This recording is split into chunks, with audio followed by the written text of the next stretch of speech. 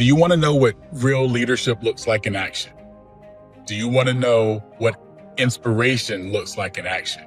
Well, if you do, this is the episode for you.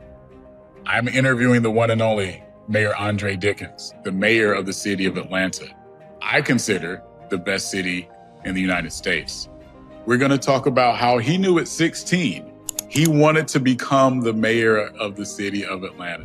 Ladies and gentlemen, buckle up. This episode is going to change your life.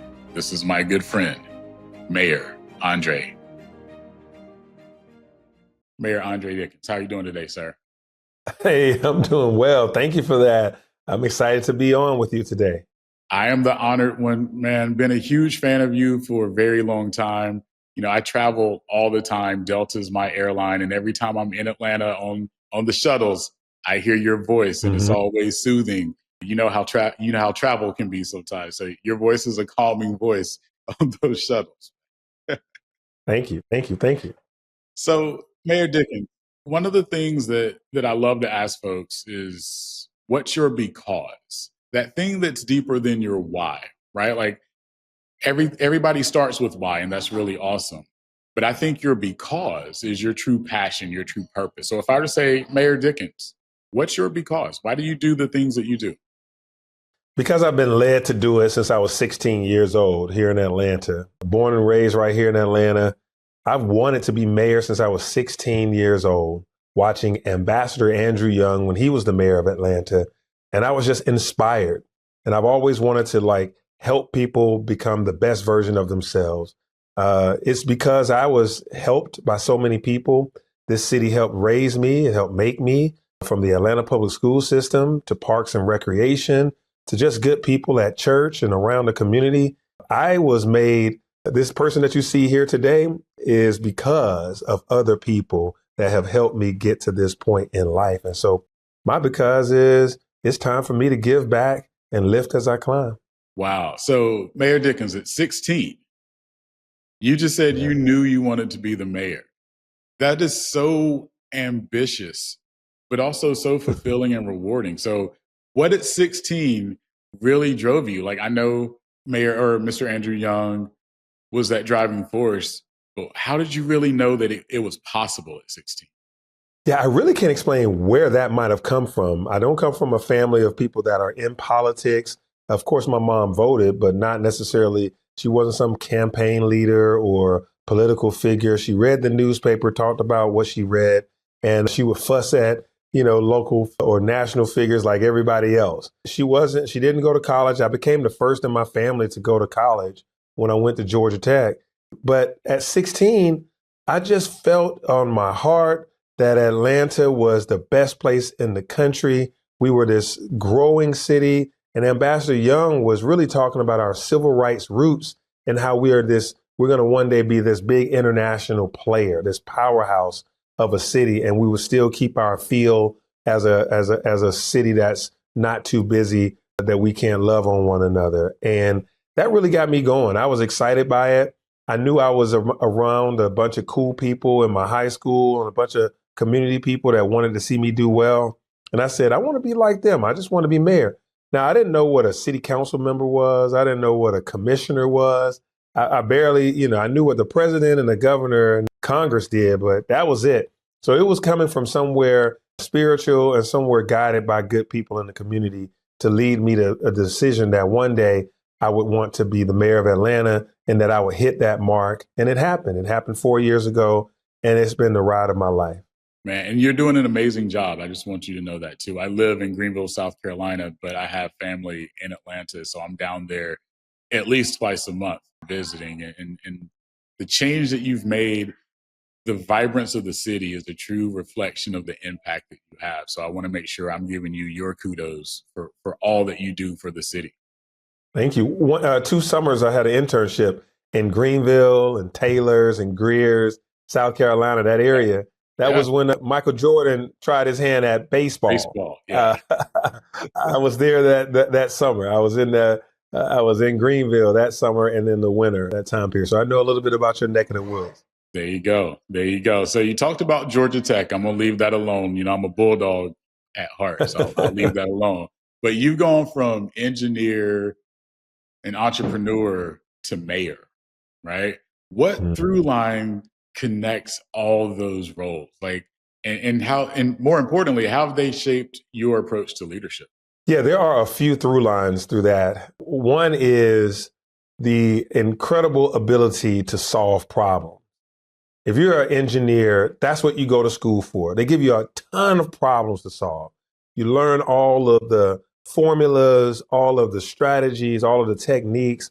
You learn how to, grab a little bit of information and solve complex matters. Well, as an entrepreneur, you got to figure it out. Yeah. It's every day. Every 2 weeks is payroll. Every month is electricity and rent, and then it's always competitive factors, how to do better, how to make your dollar stretch farther, how to open up another location. I was an entrepreneur. I owned a series of furniture stores that I started from scratch. And it became a multi-million-dollar business. I had 30 employees in different locations. So being a problem solver helps there. And then being mayor, I mean, what mayor doesn't see his or her share of problems every day? Right. We have millions of people that give me input saying we want better this, we need more of that. And I even see things that I want to solve. And so problem solving is a great skill set to have as an entrepreneur, as a mayor, and definitely, of course, as an engineer. The other through line that I would say is the ability to work well with others. Because when you're solving problems, you may not be the only person that has all the answers. So I've labeled Atlanta as a group project. I say Atlanta is a group project, and everybody galvanizes to that because the mayor can't put an S on his or her chest and go around here and be in 50 places at one time, solving all the problems by Friday. No, it takes all of us. It brings people together. And so entrepreneurship is about how to leverage the capacity of others. And then, of course, as an engineer, you're working in a group environment to be able to help deliver something for the company or for the organization.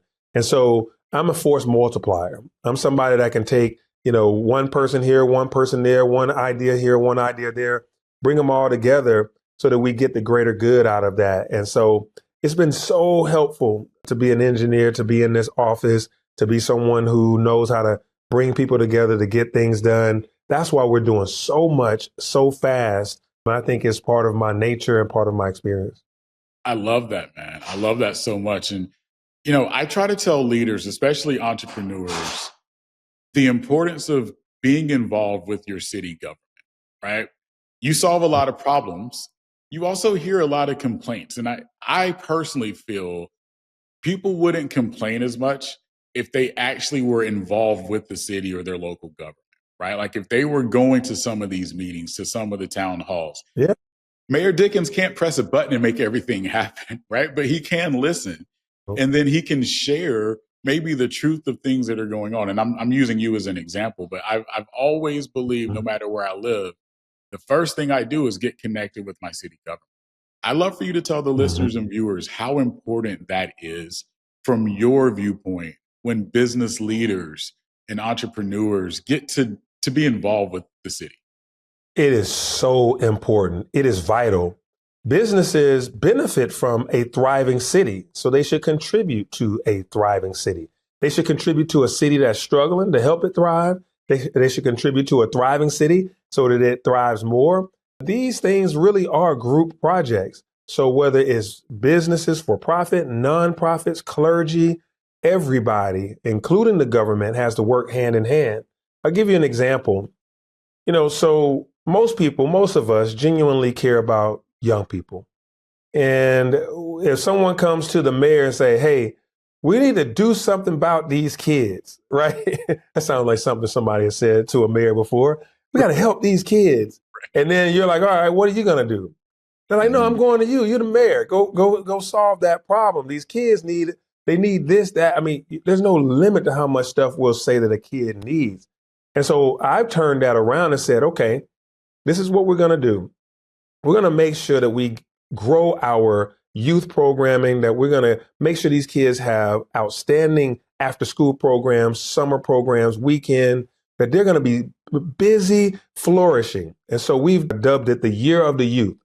So I said, hey, it's going to be the Year of the Youth, but it's not just going to come from City Hall. I need everybody involved in the Year of the Youth. So if you care about youth like you say you do, hire one of these interns, $15 an hour for 8 weeks during the summer. That's not going to break your business bank, but it's going to give you an opportunity to help change someone's life. You'll be a mentor to them. You'll help them earn while they learn. And that individual, that young person, they won't get in trouble that summer. They're going to have a steady job. They'll be able to go to the movies, go to Six Flags. They'll be able to buy clothes and all the fancy things that they like, all the little cool stuff the kids like to do. They won't have to get in trouble to get the things that they want. And so we did that. Over the last 4 years, we've had over 16,000 young people employed in this city, making a minimum wage of $15 an hour. Some of them on average, it's like $17.50 an hour. These are teenagers, and they'll never forget that internship that they did with your company or with your nonprofit or with this major corporation. They will always remember that. And then like after school programming, there's programs that exist at our recreation centers, but there's also nonprofits and churches and things, so if you're serving 50 kids, we'll give you some money to help serve 75. If you're serving 100 kids, we'll give you some money to serve 150. So we've been doing that as a part of the Year of the Youth, and it's been producing results. We also started midnight basketball and all these things. We got the largest midnight basketball program in the United States right now. And here's the results. Crime is so far down. It is way down in the city of Atlanta right now. We had the third highest drop in crime in the nation. And the graduation rate is at the highest it's ever been in the city's history because we've all really sewn into these young people. We've done it together. Business owners are saying, okay, I get it. I'm a part of the solution. That's right. You are a part of the solution and not just a part of figuring out how many problems we have. Don't call City Hall telling me about problems if you're not there to help with solutions. And guess what? These kids that you help intern, these kids that you help mentor, they're your future workforce. They're the ones that you're going to be having to, they're going to start their careers in your companies. They're going to be your mid-level managers. And then one day they'll be the ones that take over your business for you.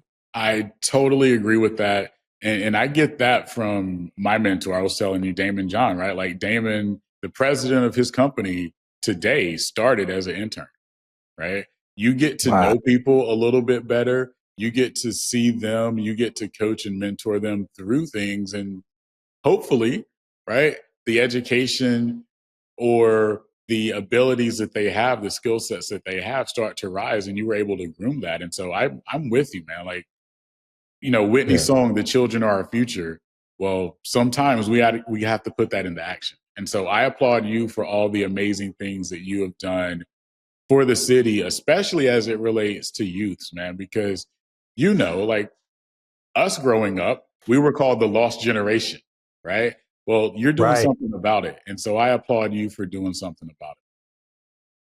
Thank you. Thank you. Yes, sir. Yes, sir. So for those that don't know, Atlanta is a cultural, an economic, and political force. I mean, I think most of the viewers and listeners know that. But how do you personally balance preserving the legacy of Atlanta while also pushing it into the future? Yeah, that's a delicate balancing act. You want to highlight and really revere and respect the past because the past is very valuable, while also preparing ourselves and launching into the future. So I say moving Atlanta forward. We're trying to move Atlanta forward, but we're not trying to forget our past. We're blessed in Atlanta to have civil rights leaders that I get to see every day. I literally was with Ambassador Andrew Young yesterday. I talked to Bernice King, the daughter of the late great Dr. Martin Luther King Jr. I talked to her yesterday and today. So I talked to Fortune 500 corporations this morning. I had 40 of them at my table this morning where we talked about our quarterly meeting on where the city is going. So literally all around me in a day, in less than 24 hours, I've been in touch with considerable contributors to our history. And I'm in touch with people that are right now holding together all of the businesses and economic development of our current environment. And I even met with my senior technology advisor for lunch today to talk about our technology growth and the areas of focus in financial technology and various development of apps and things that we're trying to do around attracting venture capital. So in less than 24 hours, I've talked about things that are very sincere and deep about Atlanta's history, as you can imagine, with Bernice King or with Andrew Young, how they feel about the national stage right now, what's happening in the world, what's happening in in the nation. And then also talking about where we are as a strong city, as a metropolitan area that really punches above its weight. This town competes with international giants where we have all these major corporations, the Coca-Colas, the Home Depots, UPS, Delta Airlines, you name it, we've got it here that really thrive. And then we have small or medium-sized, but also important technology businesses and minority businesses. We have the world's busiest airport here, the most impactful and consequential airport in the United States is in Atlanta. And so I think about how to manage all that is to be a good listener, to be someone who's very much engaged, to always seek advice from people that are capable of, demonstrated that they know what they're talking about and have a significant experience in these things. But I'm also, able to say, after hearing everything I've heard, this is the path that we're going down. And I have a dynamic team behind me that we press forward and we don't look back. We move very well together, and we're pretty successful at hitting the targets that we go after. I would definitely agree with that, man. I would totally agree with that. Mayor Dickens, I teach leaders that there's this one thing that's the new currency with modern society, modern employees, and that's trust, right? So at a time where public trust in leadership is fragile, how are you cultivating transparency, accountability, and trust with your constituents? To hear you say that is music to my ears. That's like, wow. Let me tell you, I got elected, and then we did the inauguration on the first Monday of 2022. I walked into City Hall, and I had my first cabinet meeting with all of the senior leaders. And I told them right then and there, trust and energy are my currency. Literally said that. And so I go to the community and I go to my community, I go to all of the employees I have, and basically trust and energy are my currency. You can trust me. I'm going to do as I say. I'm going to be transparent.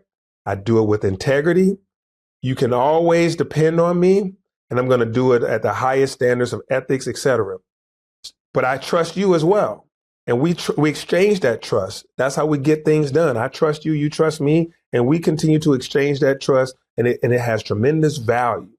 Now, energy is a whole nother thing. I have the energy to do this job. I'm high energy. I don't get tired. I push forward. And because I'm energized by seeing us meet our goals, I'm energized by all of the things that people ask us to do in a day. They will never let us rest on our laurels of success. The community is always saying, thank you, but what about doing something else on this side of town? Thank you. Can you do it 2 more times? Thank you. Can you do it tomorrow? Thank you. But hey, we need more. And I have to have the energy to say, okay, let's gear back up, get back out there and do some more of it. And so trust, you have to, trust is earned, and trust is fragile. This political landscape, everybody is at some form or at some point in time distrustful, mistrust, misrepresentation, misinformation is out there. The algorithm is dividing us, and so are some of our elected leaders. People are trying to divide us, and the algorithm and folks are allowing that division to occur. And so people don't know who to trust. I believe that right now, authenticity is really the best value that we can have. Be our authentic selves in every room, in every interview, on every stage, and on every task, to just do it with authenticity. And, when AI might come up with some funky person that looks like me, may even sound like me, but because I've demonstrated myself to be trustworthy and authentic, somebody gonna say, that ain't Dre. There you go. There you I know go. the real Andre. Yes, sir. Yes, sir. So, Mayor, you often talk about equity and opportunity. And I think a lot of times in society, we'll see those as flashy buzzwords, right? Like something that's trending, but it's really pillars to what you believe in and what you stand for. How do you turn those values from buzzwords to intangible political outcomes or policy outcomes? Yeah, you have to personalize it. This has to be personal to you. It can't just be academic. It can't just be political or corporate jargon. It can't just be, hey, get to the next quarter or get to the next year and see what the stats are. That won't lead you to the success that you're looking for. And it also will be snubbed out as inauthentic. People have to feel that you really are sincere about equity. It has to come through in in every line that you deliver, in everything that you do. You're either for it or you're against it. You can't be half-stepping with it. And so I tell you that for me, it reigns throughout everything. It's in my vision statement and mission statement. It's in our actions. It's in our offices. And nobody finds it to be a burden. They find it to be natural. It is who we are. It's our cultural DNA as a city. It's in the DNA of my administration. And I, live by that ethos daily. So it's nothing I got to gear up for or try to figure out before somebody calls me and asks me a question about it. It's already inside of me. Yes, sir. Yes, sir. Mayor Dickens, I want to give you the floor. If you had 30 seconds to speak directly to the next generation of change makers, what would you say to them? Because they're listening and watching this episode right now. To the next generation, I will tell you to be very, very bold, to stand for something, to be your true, authentic self. And if you take advice from me, I would say state your goal as early as it hits you. Once I knew who I wanted to be, I said then at 16, I want to be the mayor of my home city, the city of Atlanta. I didn't hide it under a rock. I didn't conceal it because it's too big of a dream that maybe somebody will say, hey, you can't be mayor. There's only one of them at a time, and they only get that job every 4 years. So how dare you have the audacity to want to be the mayor and to be serious about it? No, I told everybody. So when I came around and said I'm running for city council, there was not a doubt in any of my friends, any of my family, any of my teachers, any of my churchgoers. They were all like, finally, let's go. Let's run. Where's my t-shirt? Where's my button? Where's my sign? I'm with you. You talked about this since you were a teenager. And so I think that there's a CEO, there's a pilot, there's a media mogul, there's somebody who's a great, doctor or a potential, astronaut, a lawyer, or what have you, whatever it hits you, or something I don't even know what you would call it. You have a drive, you have a perspective, you have an interest.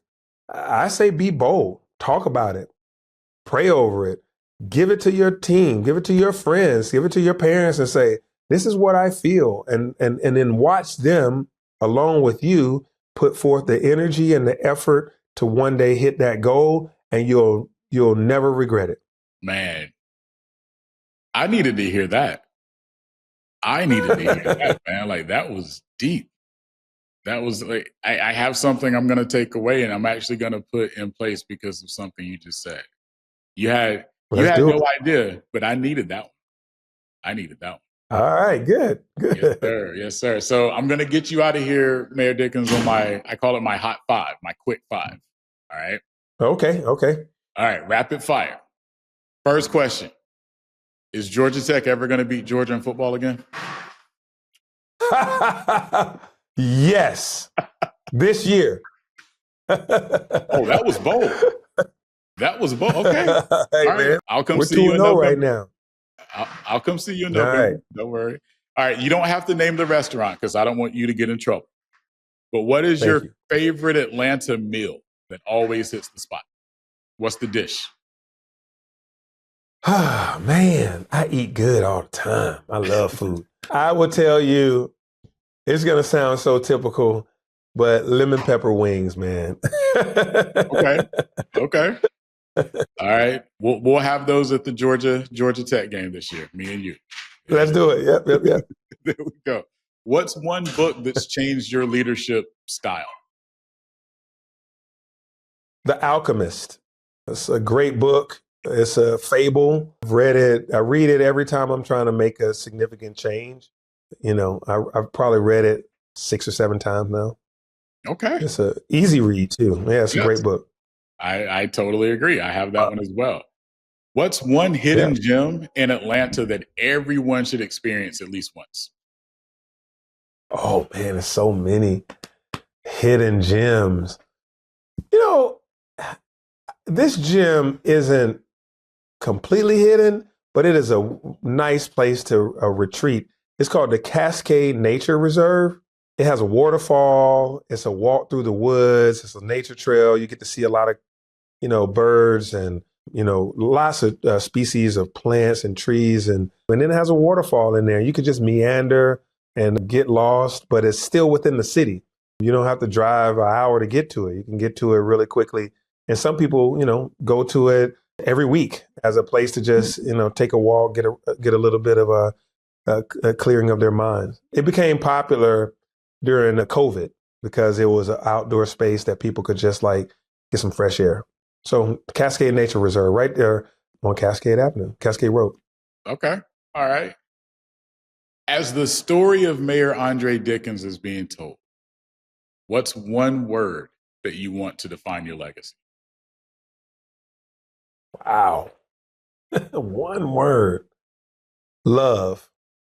Okay. And I'll tell you why. My pastor, he says, love ought to look like something. And so, people say they love Atlanta, they love the people, they love this, they love that. Well, if you do, it'll look like something. And so for me, that one word is love. So when I'm gone, people will say, I see all this stuff.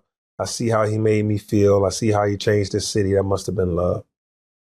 That in and of itself is why you are who you are, man. I tell people all the time, you are one of the most brilliant people, one of the most brilliant leaders that I've ever seen in action. A lot of it has to do with the stats you were talking about earlier. Crime has gone down. The city looks cleaner when you're going through the city now. There's so much booming that continues to happen in the city of Atlanta, and you're the forefront of that, man. So I always love giving people their flowers when they can receive them. And I want you to know that there are a lot of people that, number one, look up to you. And I also need you to know this too. We talk about how we stood on the shoulders of giants.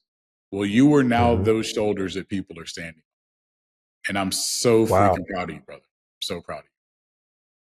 Thank you so much for that, man. I really appreciate that. Thank you for this platform. Continue to do what you're doing. You are really inspiring folks and educating them. And this is just amazing. I'm glad to be a part of it. Keep doing what you're doing. You got it, my man. And for all the viewers and listeners, remember, your because is your superpower. Go unleash it. You've been plugged into Mick Unplugged. Don't just listen, take action. Rate and subscribe. Follow me on social and get the full experience at MickHuntOfficial.com. Keep building, keep leading, and most importantly, keep dominating.